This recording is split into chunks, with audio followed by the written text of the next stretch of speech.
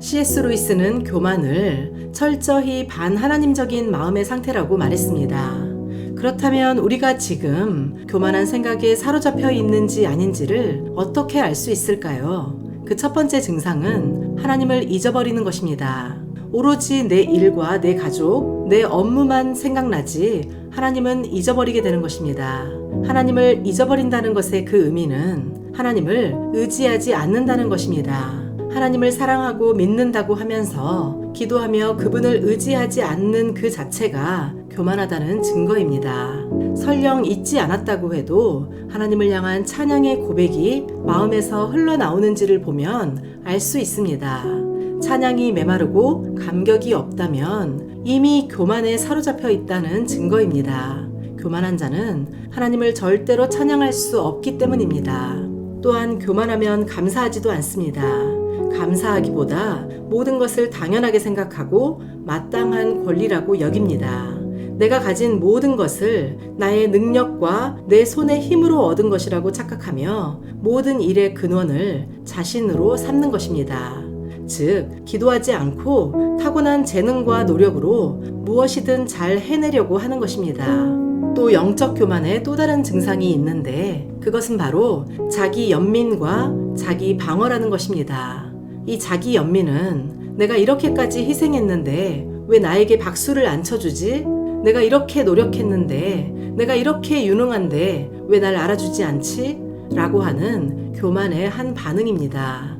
사람은 누구나 주위 사람들에게 칭송받고 싶어 합니다.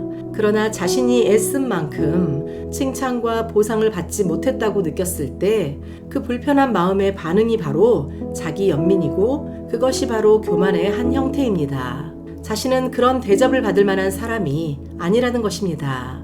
또한 영적 교만의 또 다른 증상인 자기 방어는 항상 자신이 옳고 남들보다 우월하다고 믿기 때문에 다른 사람의 의견이나 견해에 대해 늘 방어적이고 경직된 성향을 보인다는 것입니다. 영적으로 교만하면 본질이 아닌 그 부분에 대해서도 자신의 의견이나 뜻을 굽히지 않고 언제나 자신이 옳다는 것을 끝까지 고집합니다.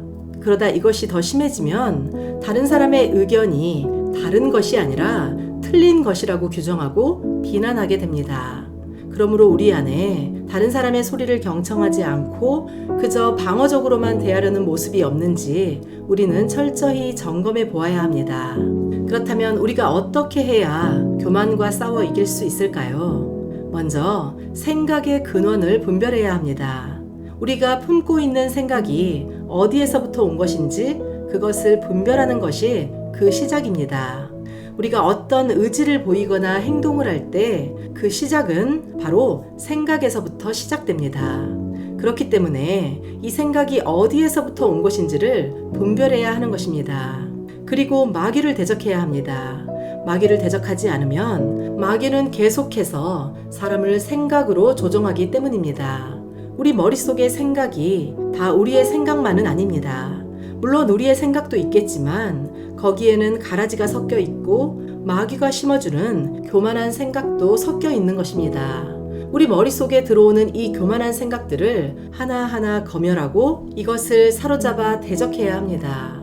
헛된 영광과 교만을 부추기는 이 사탄을 주님도 말씀으로 대적하셨습니다. 또 우리가 교만과 싸워 승리하려면 십자가를 깊이 묵상하고 십자가 앞에 더욱 가까이 가야 하는 것입니다. 왜냐하면 교만이 고개를 드는 이유는 우리가 십자가로부터 멀어지기 때문입니다. 우리는 십자가를 통해 우리가 어떤 형편에 있었고 하나님께서 우리에게 어떻게 구원을 베푸셨는지 우리가 얼마나 끔찍한 죄인이었는지를 잊지 않는 것입니다. 동시에 얼마나 큰 사랑을 받았고 도저히 갚을 수 없는 죗값을 탕감받은 존재라는 그 사실을 십자가를 볼 때마다 깊이 묵상해야 합니다. 이것이 바로 십자가로 더 가까이 가는 것입니다. 시편 119편을 쓴 기자는 자신이 어떻게 교만을 버리고 겸손해질 수 있었는지를 이렇게 고백하고 있습니다. 시편 119편 67절 고난당하기 전에는 내가 그릇 행하였더니 이제는 주의 말씀을 지키나이다. 하나님께서 우리의 교만을 꺾으시기 위해 사용하시는 수단 중 하나가 바로 고난이라는 것입니다. 우리에게는 너무나 고통스러운 일이지만 사실 영적으로 보면 교만을 꺾고 겸손의 뿌리를 내리게 하는 복, 그것이 바로 고난이라는 것입니다. 시편 119편 71절 고난당한 것이 내게 유익이라. 이로 말미암아 내가 주의 율례들을 배우게 되었나이다. 고난을 통해 주님의 율례, 곧 주님이 지어주시는 한계를 배웠다는 것입니다. 율례란 나의 한계, 곧 나의 자리와 위치를 잘 아는 것입니다. 나는 피조물이고 그분은 창조주임을 아는 것, 또 나는 빈 그릇이고 그분은 모든 것을 채워주시는 분임을 잘 아는 것입니다. 이 율례를 알면 자기 비하에 빠지지도 않고 교만에도 빠지지 않습니다. 아담처럼 하나님이 되고자 자신의 위치와 자리를 벗어나지도 않는다는 것입니다. 하나님의 형상대로 지음받은 우리 인간은 이성과 감정과 의지에 신적 능력이 내재되어 있습니다. 정말 대단한 잠재력을 가지고 있고 또한 그것을 발휘하기도 합니다. 그러나 율례를 아는 자는 그래봤자 자신이 인간이고 피조물임을 인식하는 것입니다. 그리고 우리가 단지 흙에 지나지 않음을 알고 주님이 없으면 저는 아무것도 아닙니다. 주님이 떠나시면 제가 할 수 있는 것이 아무것도 없습니다. 라고 고백하는 사람이 율례를 아는 자요, 겸손한 사람입니다.